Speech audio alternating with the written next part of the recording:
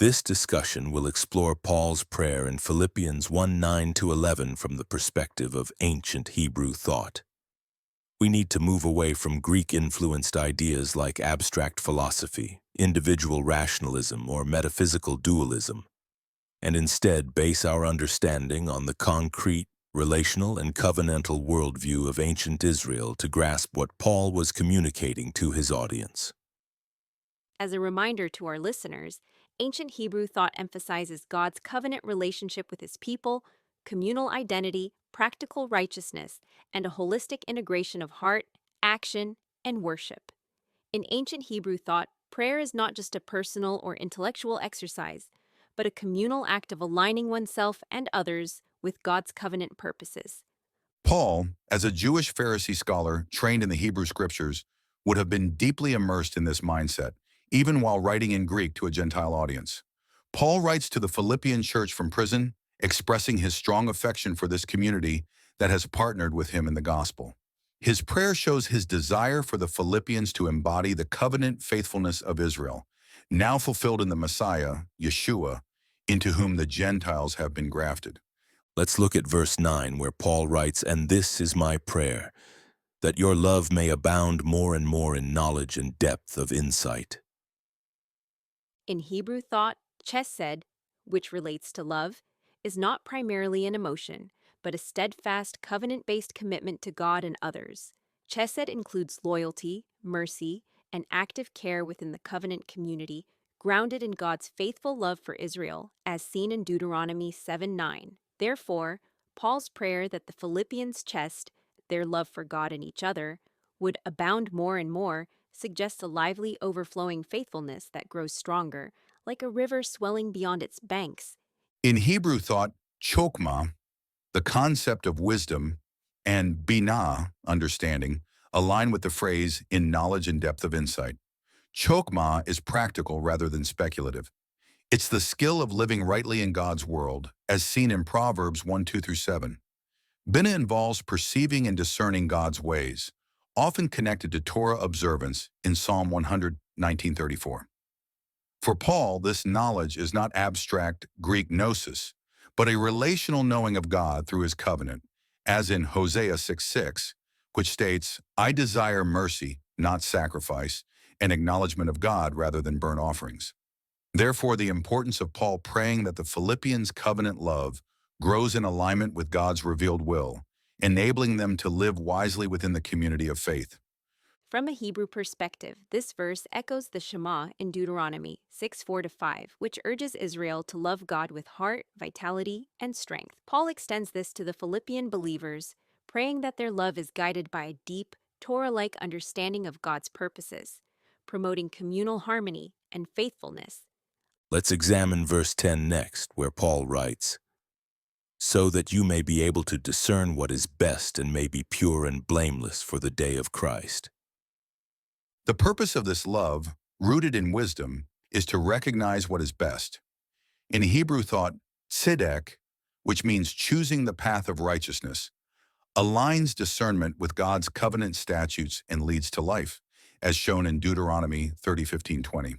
The Hebrew verb bachar, meaning to choose, often describes Israel's call to select God's ways over idolatry or sin, as in Joshua 24:15. Paul's prayer echoes this, asking that the Philippians choose what is diaphoro, meaning what is excellent or valuable. The significance of these actions honors Yahweh's covenant and advances his kingdom.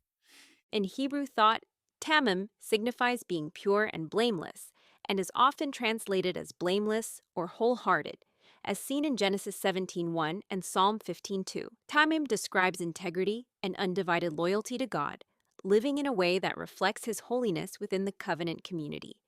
In Hebrew thought, this is not about sinless perfection, but about consistent faithfulness, avoiding actions that would shame the community or harm its witness. The day of Christ parallels the Hebrew day of the Lord, Yom YHWH, a time of divine judgment and restoration, as in Joel 2:1-2 and Zephaniah 1:14-18. Paul prays that the Philippians live with covenant integrity, prepared for the Messiah's return, when God will judge and renew his people. Let's conclude by examining verse 11, where Paul writes, "Filled with the fruit of righteousness that comes through Jesus Christ, to the glory and praise of God." The phrase fruit of righteousness evokes Hebrew imagery of a fruitful life, like a tree bearing good fruit, as in Psalm 1:3 and Isaiah 5:1-7. In Hebrew thought, tsedeq or tzedeq, righteousness is not just moral uprightness. Still, covenant faithfulness is shown through just and merciful actions toward others, as in Micah 6:8. The fruit here signifies the tangible results of a life aligned with God's will. Acts of justice, generosity, and worship that strengthen the community and reflect God's character. This righteousness comes through Yeshua, the anointed Messiah, who fulfills Israel's covenant of Isaiah 42:6. In Hebrew thought, God's salvation comes through his anointed one, who restores his people, as in Psalm 2 and Isaiah 11:1-5. Paul sees Yeshua as the source of this righteousness, enabling followers to live out Yahweh's covenant through faith in Yeshua. The ultimate aim, to the glory and praise of God, mirrors the Hebrew emphasis on kavod, where all of life is oriented toward magnifying God's name, as in Psalm 29:1-2. In a Hebrew framework, this glory is not abstract but visible in the community's faithful living, which testifies to God's covenant love before the world. So to sum all this up, we discussed that in ancient Hebrew thought, Paul's prayer in Philippians 1:9-11 urges the Philippian followers to demonstrate covenant faithfulness through love, wisdom, and righteous actions. This love grows through a relational knowledge of God, enabling them to choose what aligns with His will. Their integrity prepares them for the day of the Lord, and their fruitful lives, empowered by the Messiah, bringing glory to Yahweh's name. Paul envisions a community living out Israel's covenant calling, now fulfilled in the Messiah, as a light to the world. This prayer challenges us to live with covenantal loyalty, communal responsibility, and eschatological hope, all for the praise of God's kavod. Let's review these Hebrew thoughts beginning with the covenant community. Unlike Greek individualism, Torah teachings view faith as a collective. Next, let's examine holistic faith. Torah teachings combine heart, mind, and action. Love, wisdom, and righteousness are not separate categories but part of a unified way of life, centered on covenant loyalty, grounded in devotion to Yahweh, and caring for others. In examining eschatological hope, the day of Christ aligns with Hebrew expectations of the day of the Lord, where God judges and restores. Finally, reviewing Torah fulfillment in the Messiah. The Torah teaches that Yahweh's statutes guide his people to life, and in Yeshua, the Torah's purpose is fulfilled, allowing followers to live out its righteousness through faith in Yeshua. I can see the practical implication of cultivating covenant love. We can pray for and practice chesed, steadfast love that binds the community to God and one another, expressed in practical care and loyalty. Oh yeah, there's the practical implication of seeking wisdom for righteousness. Pursuing chokhmah by aligning decisions with Yahweh's revealed will, choosing paths that honor him and benefit the community. There's a practical implication for living for the day of the Lord. We are instructed to let the hope of the Messiah's return influence our daily lives, striving for tamim, wholeheartedness in worship and relationships. And there's the practical implication to bear fruit for Yahweh's glory.